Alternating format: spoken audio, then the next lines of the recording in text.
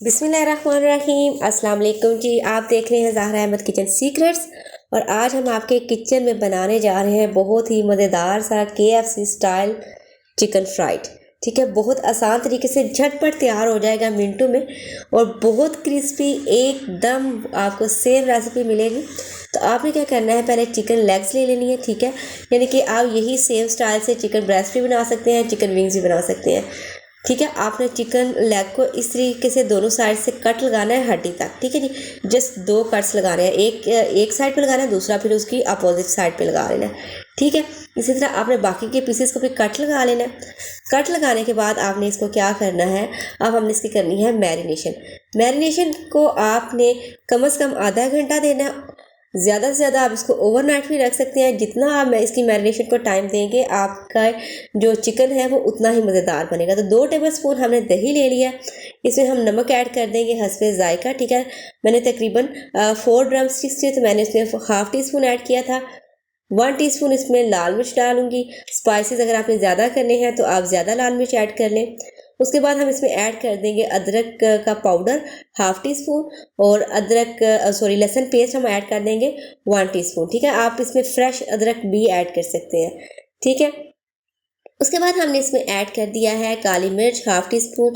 اگر آپ نے زیادہ اسپائسی کھانا ہے تو آپ یہ بھی زیادہ ایڈ کر سکتے ہیں۔ چکن پاؤڈر آپ نے اس میں ایڈ کرنا ہے ½ ٹی اسپون، اور lemon juice 1 table spoon add کریں گے۔ چکن پاؤڈر آپ اپنے گھر میں منگوا کے رکھیں، اس کو ڈفرینٹ ریسیپیز میں یوز کیا جاتا ہے، اور آپ یقین مانیں یہ آپ کے کھانے کے ٹیسٹ کو کئی گنا بڑھا دیتے ہیں۔ ٹھیک ہے، اور بہت ہی سستا مل جاتا ہے، اتنا مہنگا بھی نہیں ہوتا، 150 کا پیکٹ ہوتا ہے، اور وہ آپ کا مہینے نکال جاتا ہے۔ ٹھیک ہے جی، 2 سے 3 مہینے نکال لیتا ہے۔ اب اس کو اچھے طریقے سے آپ نے اس کا مساج کر لینا ہے، اس کو آپ نے کوٹنگ کرنی ہے اس طریقے سے ساری، تاکہ یہ اس کی ہڈیوں تک اندر تک اس کی اچھے سے میرینیشن ہو جائے، سارا مسالہ لگ جائے۔ اس کے بعد آپ نے اس کو کور کر کے رکھ دینا ہے، یا تو آپ اس کو کسی ایئر ٹائٹ کنٹینر میں رکھ دیں، یا اس طریقے سے آپ اس کو شیٹ سے سیل کر کے پیک کر کے آپ اس کو فریج میں رکھ دیں۔ فریج میں آپ نے رکھنا ہے، اس کو باہر نہیں رکھنا۔ ٹھیک ہے، اس کے بعد ہم نے لیا ہے میدا، ½ kg ہم نے میدا لیا۔ میدا آپ نے زیادہ لینا ہے، ٹھیک ہے، جتنے بھی آپ نے چکن فرائی کرنا ہے آپ نے کھلا میدا لینا ہے، ٹھیک ہے، تبھی اس کے کرمس بنیں گے۔ اس کے بعد اس میں نمک آپ نے ڈالنا ہے، ½ ٹی اسپون نمک ڈالا ہے، 1 ٹی اسپون اس میں لال مرچ ڈالیں گے، ½ ٹی اسپون اس میں بلیک پیپر ڈالیں گے، اور ½ T spoon chicken powder add کر رہی ہوں۔ ساتھ میں ایڈ کر دوں گی ادرک پاؤڈر اور لہسن پاؤڈر ½ ٹی اسپون، اور ½ ٹی اسپون اس میں اوریگانو ایڈ کر دوں گی۔ اس کو آپ مکس کر لیں اچھے سے، اور چینل پر نہیں ہے تو جلدی سے چینل کو سبسکرائب کر دیجیے، اس سے ہمیں موٹیویشن ملتی ہے، ہماری حوصلہ افزائی ہوتی ہے۔ اللہ پاک آپ کو اس کا اجر عظیم دے، آمین۔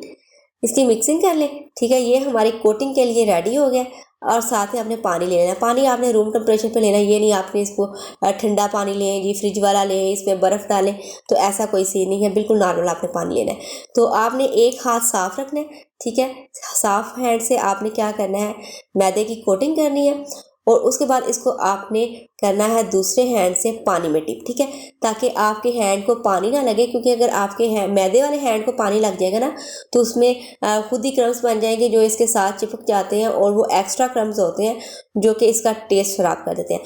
پھر آپ نے دوسری کوٹنگ میں نا اس کو اس طریقے سے مسلنا ہے، ٹھیک ہے، تو آپ مسلیں گے نا تو اس کے اوپر جو ہے وہ بہت زبردست سے کرمز بن جائے گی۔ میں ابھی آپ کو دکھاتی ہوں جی، اس طریقے سے نا آپ نے اس کو روٹیٹ کرنا ہے، ٹھیک ہے، گھمانا ہے، اور ساتھ ساتھ مسلتے جانا، لیکن ہلکے ہاتھ سے مسلنا ہے، بہت زور سے نہیں مسلنا۔ تو یہ میں آپ کو دکھاتی ہوں، یہ دیکھیں بڑے زبردست سے کرمز ہمارے اس کے اوپر آ گئے ہیں۔ اب آپ نے اس کو میڈیم فلیم پہ فرائی کر لینا ہے، ٹھیک ہے۔ ایڈ کرنے کے بعد آپ نے اس کو 2 سے 3 منٹ بالکل بھی نہیں ہلانا۔ جب اس کی ایک سائڈ پک جائے، یہ دیکھیں اس کے کرمز جو ہیں وہ سیٹ ہو چکے ہیں۔ آپ کو میں دکھاتی ہوں کہ سارے ڈرم سٹکس پہ کتنے زبردست کرمز بنے ہیں۔